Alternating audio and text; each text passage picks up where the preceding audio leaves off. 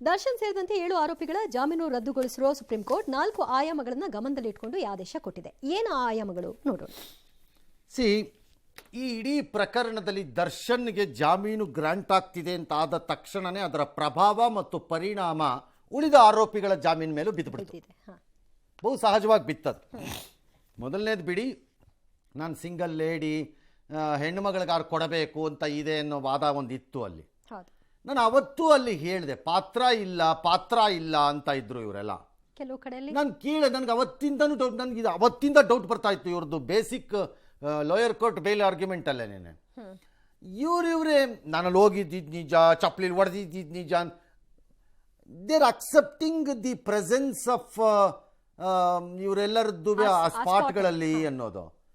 ಅಲ್ಲಿಗೆ ಅವನ ಕಿಡ್ನ್ಯಾಪ್ ಆಗಿದ್ದು ಎಸ್ಟಾಬ್ಲಿಷ್ ಆಗೋಯ್ತು. ಅಲ್ಲಿಗೆ ಮರ್ಡರ್ಗೆ ಶಿಕ್ಷೆ ಇಲ್ದಿದ್ರು ಕಿಡ್ನ್ಯಾಪು ಮತ್ತು ಅಸಾಲ್ಟ್ಗಾರು ಶಿಕ್ಷೆ ಆಗ್ಬೇಕಲ್ಲ. ಅವಾಗ ಅವತ್ತಿಂದ ಕೇಳ್ತಾ ಇದ್ದು ನನಗೆ ಅನಿಸ್ತಿತ್ತಪ್ಪ ಇದು ಏನೇನೋ ಅವ್ರು ವಾದ ಮಾಡಿದ್ರು.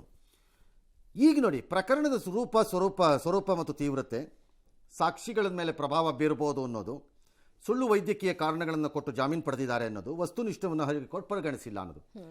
ಈ ಪ್ರಕರಣದಲ್ಲಿ ನನ್ನ ಲೆಕ್ಕಾಚಾರದಲ್ಲಿ ಕರ್ನಾಟಕ ಸರ್ಕಾರವನ್ನು, ರಾಜ್ಯದ ಪ್ರಾಸಿಕ್ಯೂಷನ್ ಇಲಾಖೆಯನ್ನು ಮತ್ತು ಪೊಲೀಸ್ ಇಲಾಖೆಯನ್ನು, ತನಿಖಾಧಿಕಾರಿಗಳು ಸೇರಿದಂತೆ ನೀವು ಅವ್ರನ್ನ ಕಂಗ್ರ್ಯಾಚುಲೇಟ್ ಮಾಡಲೇಬೇಕು.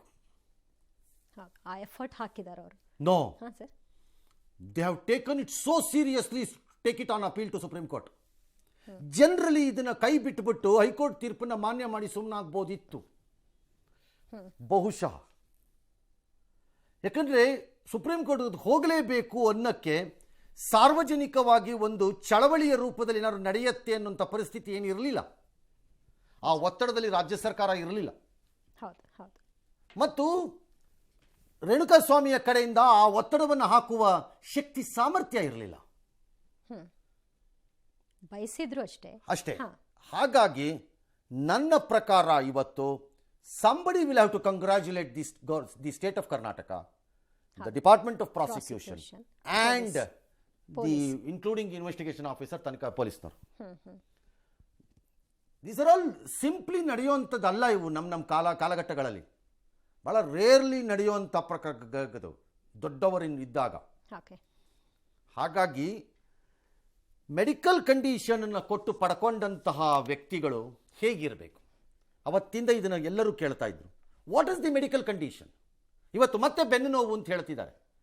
Privately produced medical report ಇತ್ತವತ್ತದು.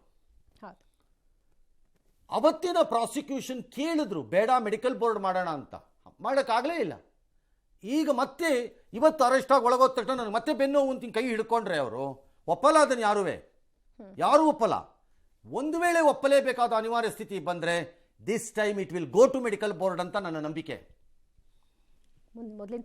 ಮೊದಲಿನ ಥರ ಪ್ರೈವೇಟ್ಗೆ ಹೋಗೋಕ್ಕಾಗಲ್ಲ ಅದು.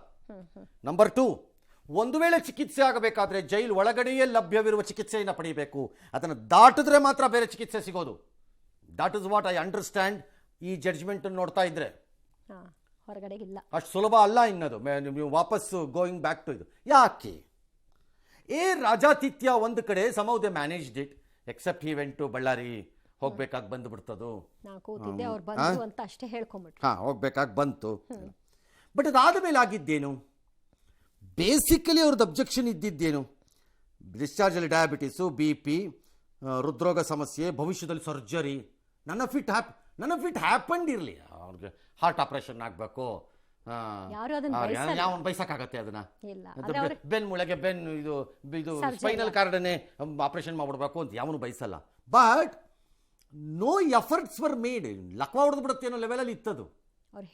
ಸ್ಟ್ರೋಕ್ ಆಗ್ಬಿಡ್ಬೋದೇನೋ ನಂಗಿತ್ತದು. ಎಂಥದ್ದು ಇಲ್ಲ. ಆಗಿದ್ದೇನು? He went into shooting, he went into gym, he started driving vehicles, he goes to Thailand or Philippines, ಬೋಟಲ್ಲಿ ಸ್ಪೀಡ್ ಬೋಟ್. ಅದು ಯಾಕೆ ಅದನ್ನು ಭಾಳ ಸ್ಪೆಸಿಫಿಕ್ ಆಗಿ ಹೇಳ್ತಾ ಇದ್ದೀನಿ ಸ್ಪೀಡ್ ಬೋಟ್ನ ಅಂತ. Speed boat will be choppy ಸೀನಲ್ಲಿ. ಸರಿಯಾಗಿ ಬೆನ್ನುಮೂಳೆ ಇದ್ದವ್ರಿಗೆ ಬೆನ್ನುಮೂಳೆ ಮುರಿಯುತ್ತೆ ಸರಿಯಾಗಿಲ್ಲದೆ ಇದ್ರೆ. ಬೋಟು ಇಟ್ಸ್ ನಾಟ್ ಇದು ಹಡಗಲ್ಲ ಅದು. ಅಷ್ಟೊಂದು ಬೆನ್ನೋವಿದ್ದವರು ಅವೆಲ್ಲ ಮಾಡ್ತಾರೆ. ಓಡಾಡ್ಕೊಂಡಿದ್ರು. ಎಲ್ಲೂ ಬೆನ್ನೋವು ನಮಗೆ ಕಾಣಲಿಲ್ಲ, ನಮಗಂತೂ ಕಂಡಿಲ್ಲ. 2.5 ಗಂಟೆ ಒಳಗಡೆ movie ಇರ್ಬೋದು ನೋಡಕ್ ಹೋಗ್ತಾರೆ, ಥಿಯೇಟರ್ಗೆ ಹೋಗ್ತಾರೆ ಮೂವಿ ನೋಡೋದಕ್ಕೆ. ಹಾಗಾಗಿ ಇದೆಲ್ಲ ತಗೊಳಕೊಂಡ್ಬಿಡ್ತೀಗ. ನಂಬಿಕೆಗೆ ಅದು ಅರ್ಹವಾಗಲಿ. ಹೈಕೋರ್ಟ್ನಲ್ಲಿ ಹೇಳಿದ್ದಕ್ಕೆ ಹೊತ್ತ ಸಾರ್ವಜನಿಕ ಸಮಾರಂಭ, ಹೈ ಪ್ರೊಫೈಲ್ ಇವೆಂಟ್ಗಳಿಗೆ ಹೋಗಿದ್ದು, ಇದು ಸುಳ್ಳು ಮೆಡಿಕಲ್ ರಿಪೋರ್ಟು ಅಂತ ಆಗಿ ಬಂದು ಸಿಗಾಕ